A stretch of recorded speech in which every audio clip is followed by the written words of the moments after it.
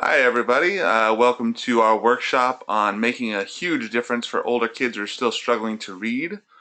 Today we have Mary Beth Fletcher, who is one of our tutors in the Inland Empire region. And she'll be doing a great presentation. She has a background in teaching. She has been a teacher, or was a teacher for the Pomona School District for over 15 years, and has a specific background in reading specialization. So she has some really good information for us today. And just before we get started, just a reminder, make sure you always keep your microphones on mute. And then if you have any questions throughout, please put them in the chat box. And I will try and be answering some questions while we're going along here. And then any questions that we can answer at the end, we'll have some time at the end for Mary Beth to take some questions and she can give you some answers. Other than that, I'm going to throw it over to Mary Beth and she's going to get started with her presentation. Thanks, Cody. Well, I'm really excited to be with all of you today. Teaching reading is a real passion for me and something I've really focused on for a long time. And today we're going to be talking specifically about working with older children. And older, I don't mean by that much older, but just kids who have like some of the beginning reading skills down. So they're reading at like beginning first grade level.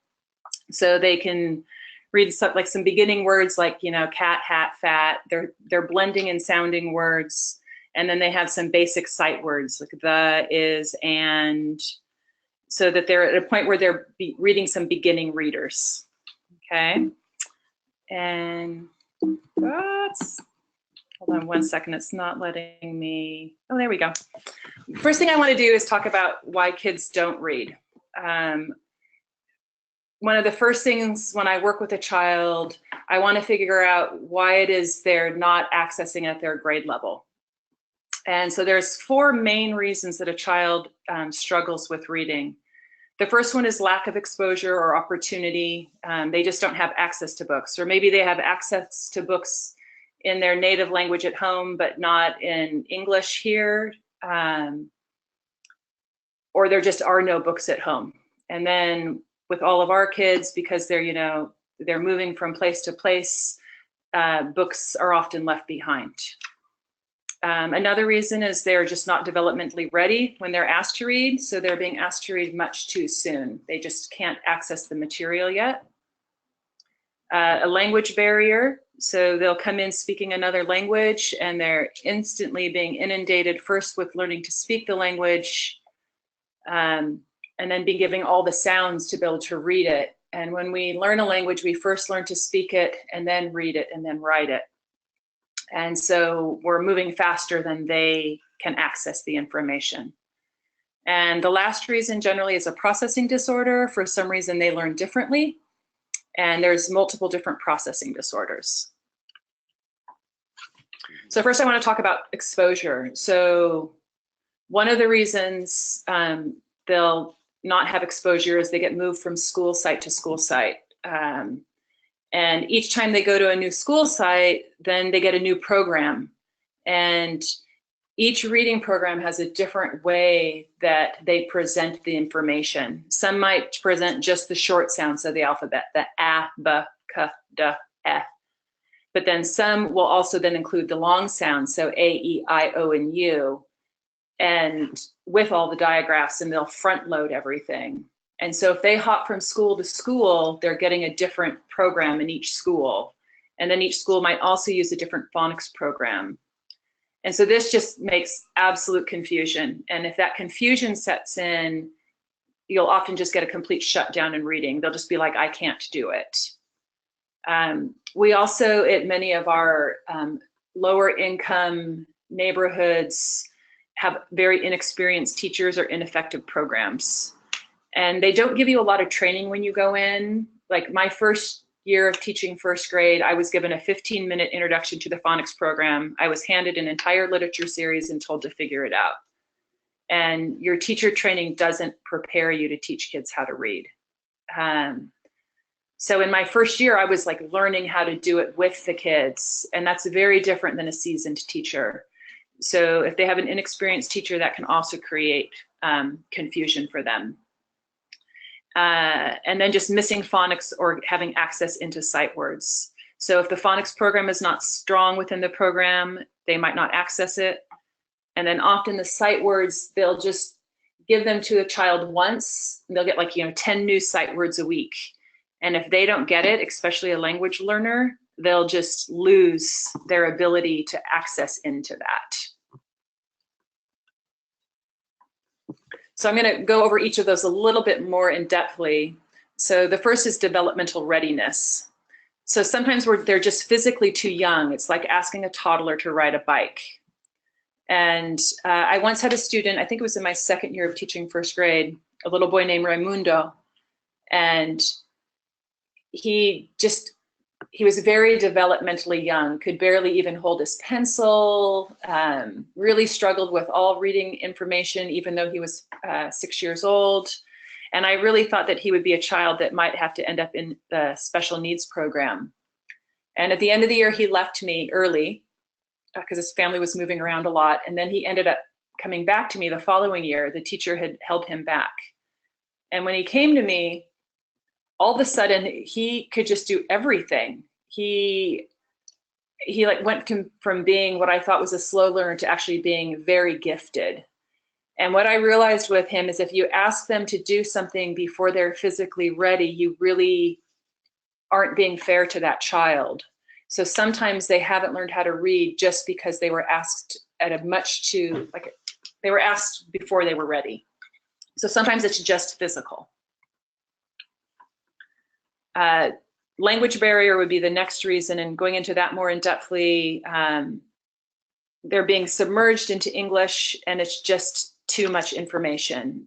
When you're learning to read in your native tongue, it's a lot easier because you then can guess words that are coming because you know the patterns of your language. So when it's in an entirely new language, that becomes really, really difficult. And then English is really special because it's made up of so many languages and each one has its own phonic structure. So we'll give them one phonic structure and then say, well, then there's this exception though, and this exception. And so it becomes really, really confusing for them. And because of that, they often miss phonics. And so then they just can't break the code because really reading is just breaking a code. And then often there's no one at home to help. There's no one who speaks the language fluently, that has learned to read in the language that can help them move past the barrier. With a processing disorder, there are 3 main processing disorders that we see. And these can go much more in depth, but this is like a basic for you to watch for.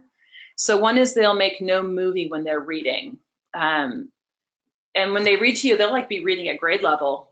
And you'll just be like, this kid's great, but they have like little or no comprehension. So sometimes you'll have a high school student who's literally reading at their grade level, but their comprehension will be at 3rd grade level. And so that's why it's really important to ask them what they've read. Those kids, they're very unique to work with, and we'll talk about that a little bit more in the next slide.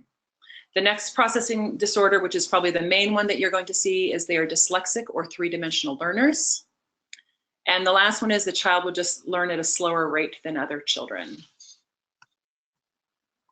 So in making no movie, some children just don't make a movie in their head. So when they're reading, they're not visualizing anything. And so then comprehension is really, really difficult. So they read at grade level, and so it can take a while to notice that they even have a problem. Most teachers won't recognize it for several months in the classroom. Especially because beginning reading, the stories aren't very developed. So if they're just reading, the teacher is just like, yay, I don't need to worry about that kid. So you check their comprehension. If you find that a child has this, it's rare and requires intensive one-on-one help with a specialist. This can't be easily fixed. It's literally working with them every day for an hour, reteaching their brains. So that one's really going to have to probably be handled by a school site or a specialist. It doesn't mean you can't keep reading with them and enjoy working with them. Dyslexic kids. This is the biggest thing that you'll see. About 1 in 20 children think 3-dimensionally, and you'll generally have at least a couple in your classroom or in a classroom. So these kids are actually 3-dimensional learners. They think in pictures, not words. So there are engineers, there are mechanics, architects, athletes, artists. In thinking in pictures, it's very different than thinking in words. If they're given too many pictures or too many words that they can't make a picture for, that's when things really break down for them. They will appear to be much brighter than their reading level. So they'll be like, oh, this kid is so bright. Why aren't they reading? It doesn't make sense that they're not reading. For them, when they're looking at words, often the words will rise up off the page. They might slide around. They might have shadows or ghost images around them. So just like imagine reading with everything slightly moving and flipping about. They don't tell you because they don't realize that they see differently. And often teachers don't recognize that they do either. In all of the classes I took for reading preparedness as a teacher, none of them talked about how dyslexic kids see. And so the first time I really noticed this with a child, I kept him inside at recess because he was just so much brighter than his reading level. And I was just like, tell me what you see. And he's like, well, don't you see the ghosts, Mary Beth? And I'm like, well, no, I don't see the ghosts. He's like, the ghost shadows rising up around the letters. And I was like, no wonder you're not getting this. And so then you have to have another approach with them. Often with these kids, you'll find that they rock around and move when they're reading and that they want frequent breaks. And this is to help with just the physical discomfort of looking at words that are moving around. They often get nauseous and dizzy when they're reading because things aren't grounded. So the movement and the rocking and needing to go to the bathroom, that's really, really normal for them, and they need more breaks. There are very different levels and degrees of dyslexia, from very mild to very severe. So if you're working with a dyslexic child, one of the first things is using colored transparencies or wearing colored glasses. So what happens when you take and put a colored transparency on it, like a yellow or a light blue, green, and I normally just keep a whole pack of different ones with me. You can, get them at Staples, like a really light colored, like what you would use to project on. And if you take and put that over your page that you're reading, for some reason it makes all the words hold still. And I don't know why. It just does. It's like magic. And different colors will be better for a different child. So if you're noticing that a child is really struggling and moving around, you can ask them what they see. And then you can actually take and put a color overlay on there and ask them if that feels better to their eyes. And normally what I'll do is I'll open up a book and I'll put a colored transparency on one side and ask them how that looks to them. And then I'll put another color on the other side, and I'll go through all of them until we find the color transparency that they like the best. And then this might be difficult for the population we work with, but sometimes the parents will actually even go and get some glasses made that are the colored glasses for them, of the color that works best for them. For some reason, this will totally cause the words to hold still. And within a few months, their brain will get used to seeing it that way, and then they won't have to keep using the transparency. So it'll just work like magic. It'll get rid of it for them. Now, once this is done with that child, I would actually go back and reteach phonics. Now that things aren't moving and things are holding still for them, generally you can move through the phonics at a much faster pace because they're an older child. Sometimes a reading specialist is needed, though, if it's really severe. Those kids are going to move at a lot slower rate, and they're going to need more support from somebody who just does it all the time. The game that I'm going to teach at the end works like magic for these kids. So you will have a tool that you can work with them. And the last thing is kids who learn to read at a slower rate. All kids just read at different rates. Like, they learn everything at a different rate. And sometimes and often it's due to a processing disorder. And these kids will often have an individual education plan at their school, an IEP. And I'm not sure if School on Wheels lets you know if your child has an IEP. I don't know if that's private. So maybe that's a question you can answer first, Cody, at the end. Probably the greatest gift you can give these kids is being patient. the one-on-one with someone who is patient is what they need the most. I've been working with a child for the last 6 years, one-on-one, and it has taken her 6 years to do what some children do in 2 years. In the end, though, she's reading just like everyone else. She has the same skill. It's just taken longer. So what's really important is for how do you as a teacher hold space for them in that process. It's really the integrity of you as a teacher. Can you be patient and move at the rate that they move at?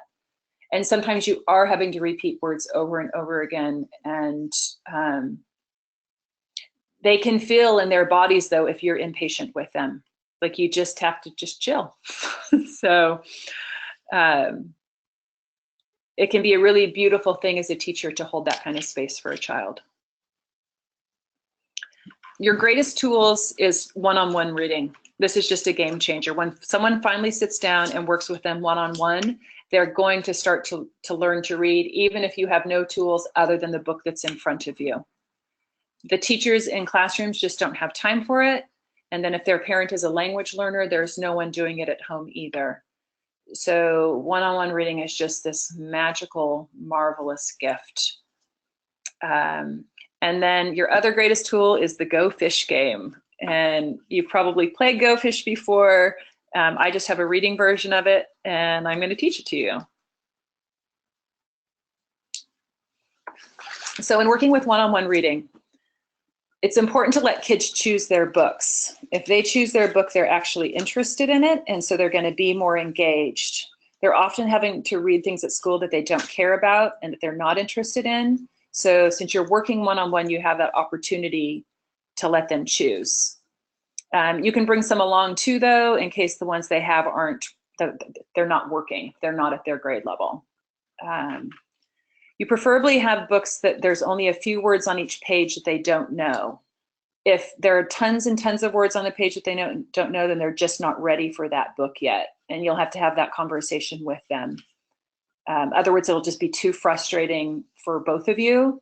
Sometimes when they insist, I'll let them read a little bit of a really hard book to me, and to the point till they are frustrated. And I'm like, all right, is this one working? And when they finally go, you're right, it's not working, then it might be easier for them to move into one that's a little bit easier. As you're working with them, you can teach them how to break up words into prefixes and suffixes and syllables. I'll often use my finger and cover up parts of words for them so that they have a greater access in. And then also only help them with the part of the word they don't know. So maybe it's like the prefix they don't know. So I'll give them that, but I won't necessarily give them the whole word in the beginning. But if I find that they're struggling the whole way through, I'll just give it to them. I don't let them struggle for very long. We want it to be like smooth for them, not a battle. So you're letting them struggle just enough to build their brains, but to not put them in a frustration level. So the Goldfish Game is really a remarkable tool. And I discovered this maybe 5 or 6 years ago as I started doing one-on-one tutoring. And it worked so effectively, I couldn't even believe it. So for those of you who've never played Goldfish, you basically will make a barrier between you. I just use 2 file folders. And you each get, you make up a set of cards. Actually, maybe I should do that first. I'm sorry. I haven't taught this before. I'm going to backtrack a little bit and first talk about just setting up the game. So you take, as the child is reading, you write down the words that they don't know, and you keep track of them. So you then will make 2 index cards up at the top, and you'll place the word that they don't know onto 2 cards. Okay. You let them know why you're doing it at the beginning, so they don't worry. Just say, I'm going to be making a game out of these. If you don't know a word, it's not a problem. Okay. And then you want to go until you have about 20 to 25 words. You don't want too many, but you also don't want too few for the game. So you'll have a whole stack of cards with all the words they don't know, and 2 cards for each word. So then you'll pass out 5 to 7 cards to each of you with the file folder in between.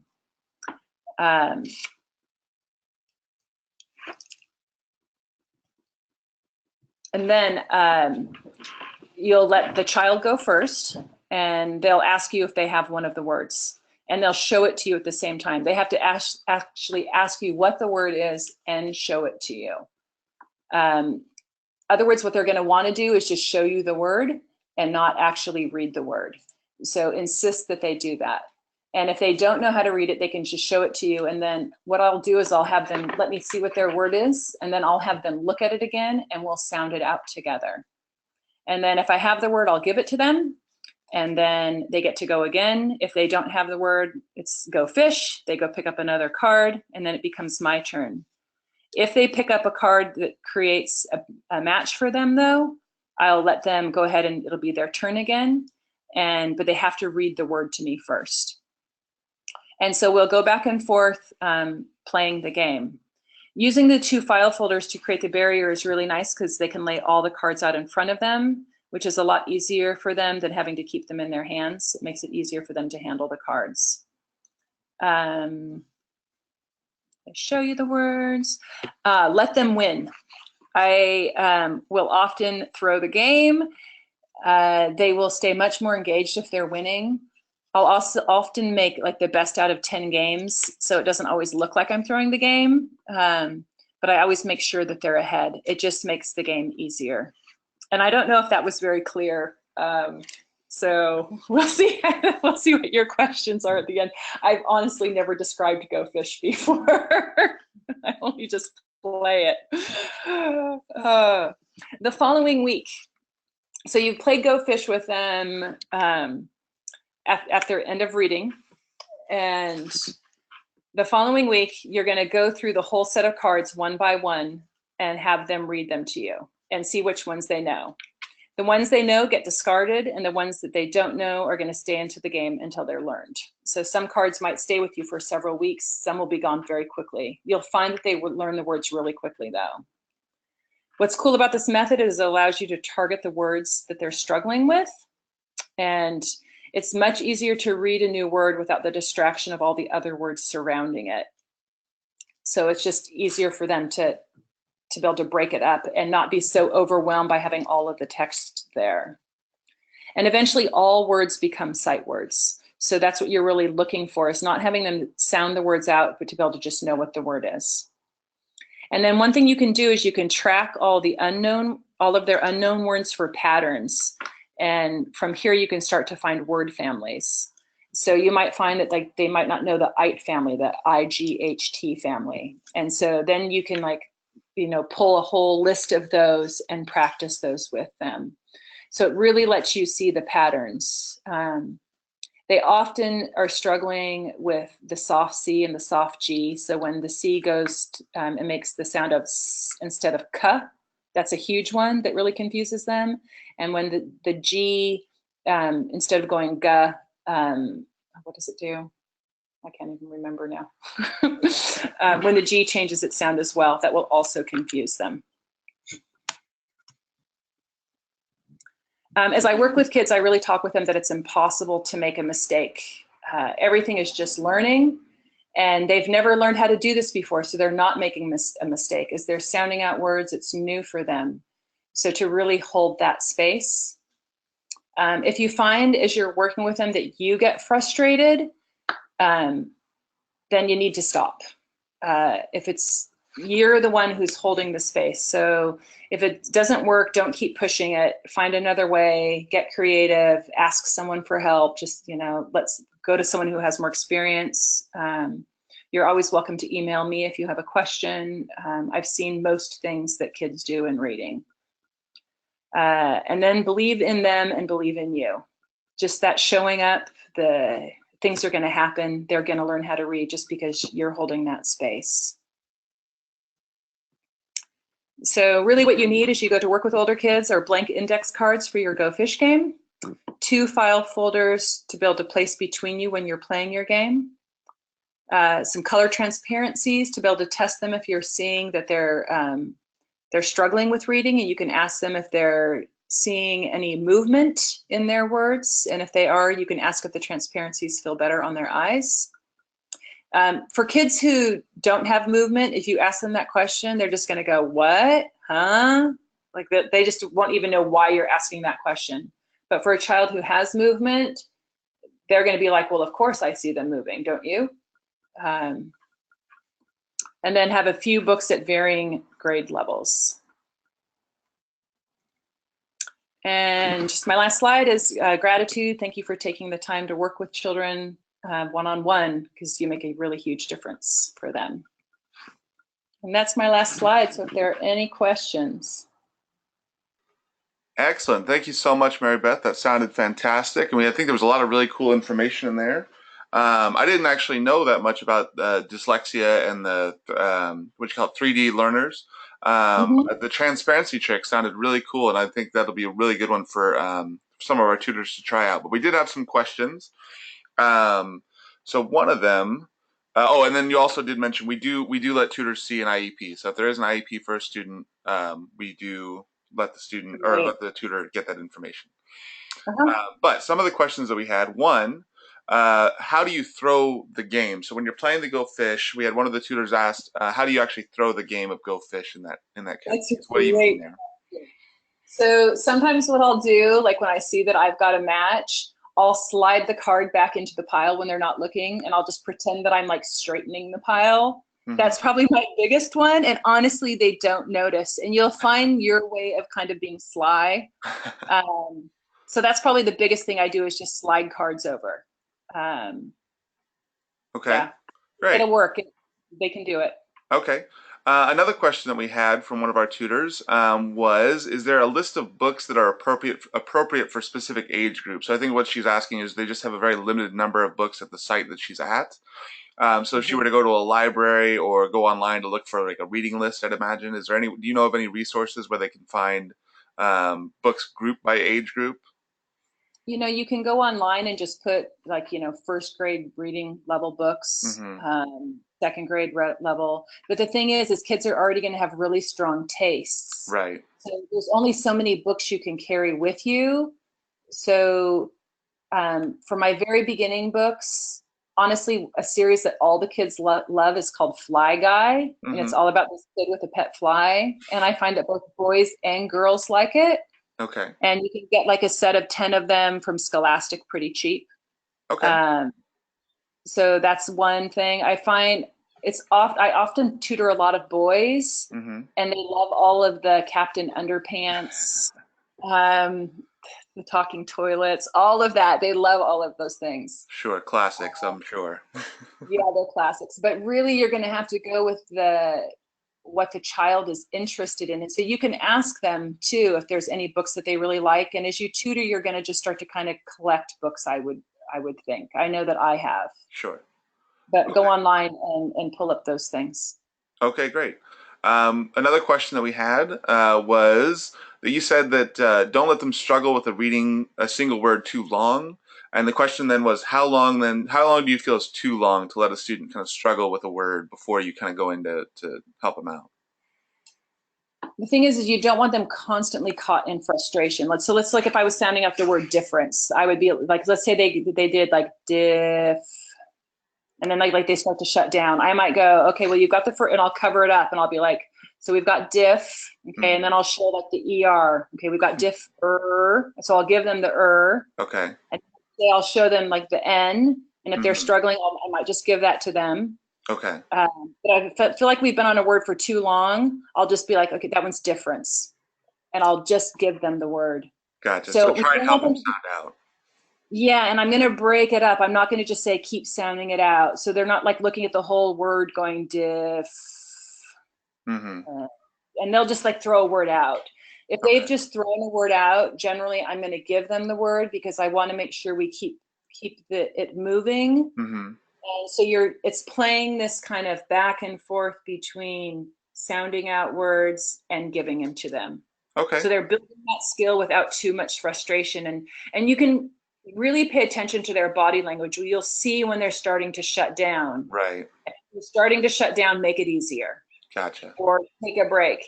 And dyslexic kids really need to move around. Like I know we can't do this if we're tutoring at a library, but like I have a mini trampoline. I let them jump after 10 minutes of reading. Okay. They're physical, they're athletic children. Okay. So I let them move, and that actually helps them to process what we've gone through. Excellent. Actually, on that comment you just made, that if you're in the library, obviously you may not be able to bring in a trampoline with you. However, we did just recently do one of our workshops with our leader at the Skid Row Learning Center, Allison, and she actually had some great ideas for how to keep a kid moving and keep them active while still sitting in the chair and kind of being a little bit less running around, kind of in a library situation. So if you guys have any more questions on how to do that, definitely refer to that workshop. It's under the tutoring tips in our workshop library, so that's one to check out. But another question that we had, and I think this was a simple one to answer here, is one of the tutors asked, for the words that you're picking for Go Fish, you're pulling those out of the books or the materials that you're reading, correct? So as you read and you notice this word is too hard for them, you just kind of write that word down. Is that what you meant? Yeah, and that lets you really just target what a child needs to learn, so you're not taking time going over words they already know. Mm-hmm. Okay. And then one other question. I think this one's a bit of a tough one too, I think.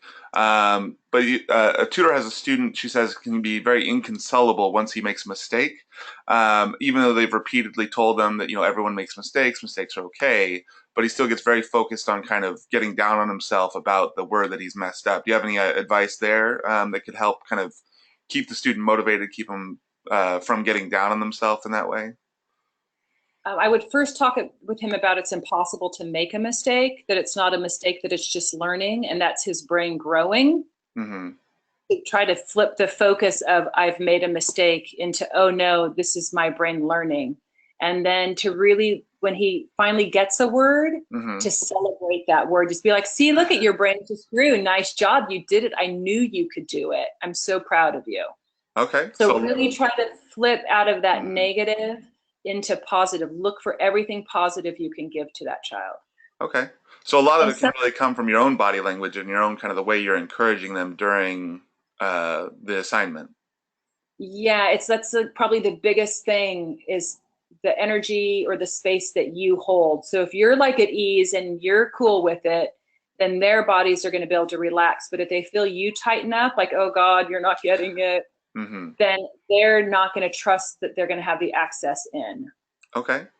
That's It's just how it is with them. right. Great advice there, I think. Another one we have, and this is a good one, I think. There's a lot of questions about the Go Fish game. I think people are really getting into this, so they're definitely trying to write down your stuff here, I think. So during the Go Fish game, are you checking for comprehension of the word and definition, that sort of thing, or are you just making sure they can read the word on site? That's a great question. And I meant to put that in the slideshow and I forgot. Okay. So I will always, when they give the word, especially in the beginning with the word, I will put it into a complete sentence so they can hear it in context. And if I have enough time with this child, I'll then also ask them to put it into a sentence for me. Mm-hmm.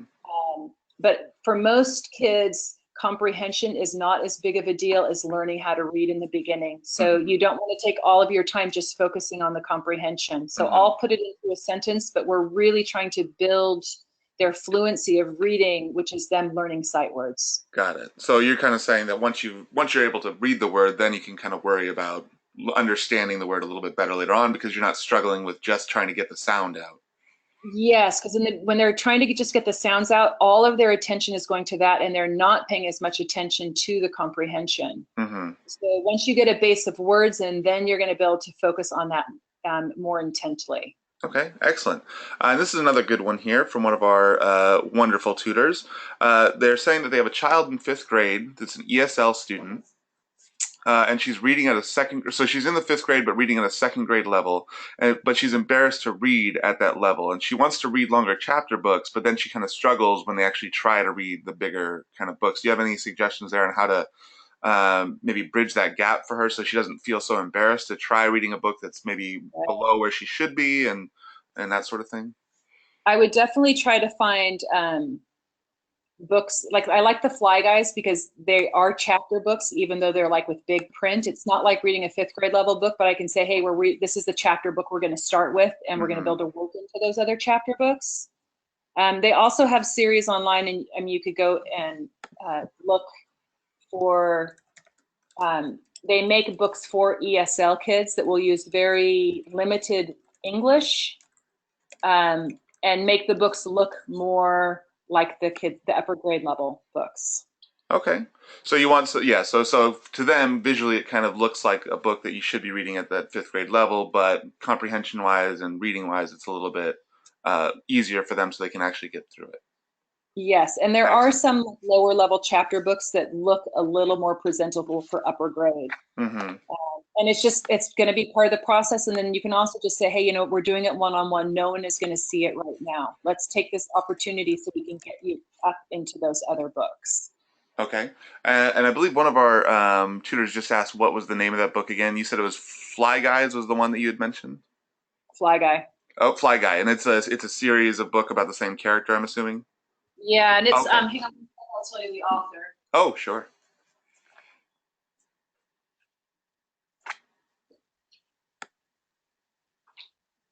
They're written by Ted Arnold. Okay.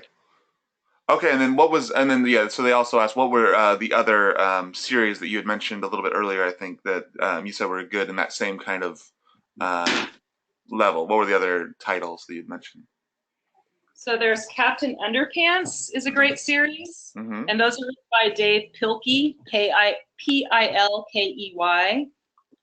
There's also this is a really great series for transitioning Mm-hmm. from Fly Guy into the Captain Underpants. It's Ricky Ricotta's Mighty Robots. Okay. Those are also by Dave Pilkey. Mm-hmm. That series is a great transition because it totally looks like a chapter book, but it's got lots of drawings. Right. And the kids generally end up loving it. Okay. They also, Junie B. Jones books are really great beginning books. Mm-hmm. If they're not interested in like those, I don't know, those little boy books, the Crasser books. Right. And then also when they get a little bit further in, the Magic Treehouse books are really great. Okay. And the Stanley books. Beautiful. Great. And I think we had one more question here before we're all done. Let me see if I can find it again. Oh, yeah.